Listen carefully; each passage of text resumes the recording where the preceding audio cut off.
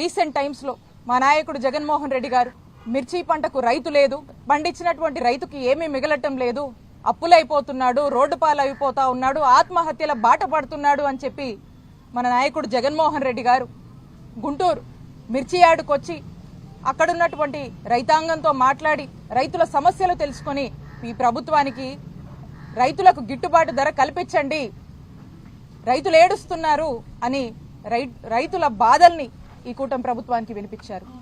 అలాగే మొన్న పొగాకు రైతుల కోసం పొదిలి వెళ్లి అక్కడున్నటువంటి రైతులతో ఇంటరాక్ట్ అయ్యి ఈ ప్రభుత్వాన్ని హెచ్చరించాడు, ఈ ప్రభుత్వాన్ని మేల్కోమని చెప్పాడు, పొగాకు రైతులకు గిట్టుబాటు ధర కల్పించండి అని చెప్పి మా నాయకుడు జగన్మోహన్ రెడ్డి గారు పోరాడుతూ ఉన్నారు.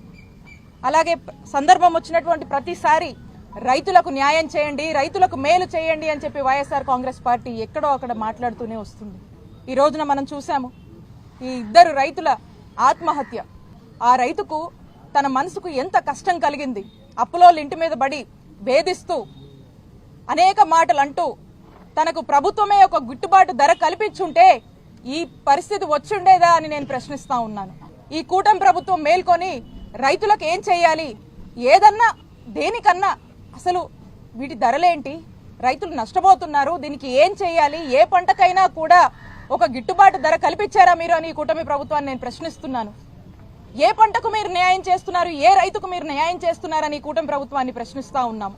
గతంలో చూసినట్టయితే జగన్మోహన్ రెడ్డి గారి నాయకత్వంలో మా జగనన్న ప్రభుత్వంలో రైతులు ఆత్మహత్యలు చేసుకోవద్దని, రైతన్నలు ఇలాంటి కన్నీటి గాథల నుంచి బయటికి రావాలి, వలసపోయినటువంటి రైతులు కూడా ఆంధ్రప్రదేశ్ రాష్ట్రానికి తిరిగి వచ్చి వ్యవసాయం చక్కగా నవ్వుతూ సంతోషంగా చేసుకునేందుకు అన్ని విసురుబాటు కల్పించారు.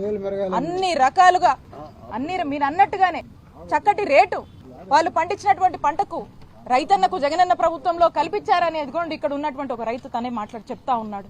రైతన్నల కోసం రైతు భరోసాను అందించాము, పంటల పెట్టుబడి కోసం రైతు భరోసా కేంద్రాలు తీసుకొచ్చాము. ఆ రైతు భరోసా కేంద్రాలు కూడా అదే గ్రామంలో విత్తనం సేకరించే దగ్గర నుంచి తిరిగి మళ్ళా అదే రైతు పండించినటువంటి పంట మద్దతు ధరకు ప్రభుత్వానికి అమ్ముకునేలాగా విసురుబాటు కల్పించాం. ధరల స్థిరీకరణ నిధిని తీసుకొచ్చాము, ఇన్పుట్ సబ్సిడీలు రైతులకు అందించాము.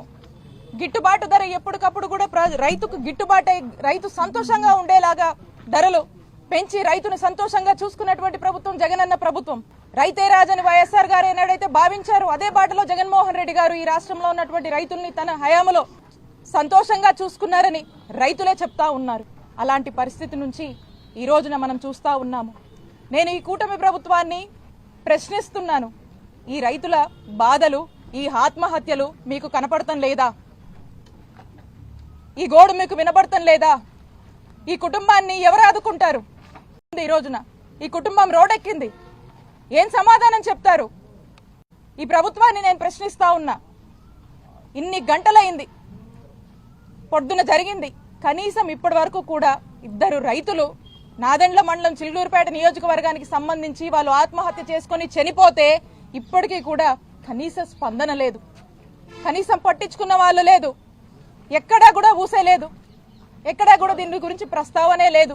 అంటే ఒక్కసారి ఆలోచన చేయండి, ఎవరో ఎక్కడో రైతు కదా, ఎక్కడో రైతు ఆత్మహత్య చేసుకున్నాడు కదా, పోయింది ఆ రైతు, ఎవరో రైతు ప్రాణం కదా, మాకేంటి అని పట్టినట్టుగా వ్యవహరిస్తుంది ఈ కూటమి ప్రభుత్వం. నేను ఈ కూటమి ప్రభుత్వాన్ని నేను ప్రశ్నిస్తున్నాను. ఈ కుటుంబానికి మీరు ఏం న్యాయం చేస్తారు? ఈ కుటుంబాన్ని ఎవరు ఆదుకుంటారు? ఈ కుటుంబం పరిస్థితి ఏంటి ఈ రోజు అని మీరు స్పష్టం చేయాల్సినటువంటి అవసరం ఉంది. కూటమి ప్రభుత్వం దీనికి సమాధానం చెప్పాల్సినటువంటి బాధ్యత అవసరం ఉందని చెప్పి నేను హెచ్చరిస్తున్నాను. ఇదే కాదు, రాష్ట్రంలో ఇలాంటి ఆత్మహత్యలు కంట్రోల్ అవ్వాలన్నా తగ్గాలన్నా మీరు చెప్పినటువంటి హామీలు, మీరు ఇచ్చినటువంటి మాట మీద నిలబడమని మేము కోరుతున్నాం.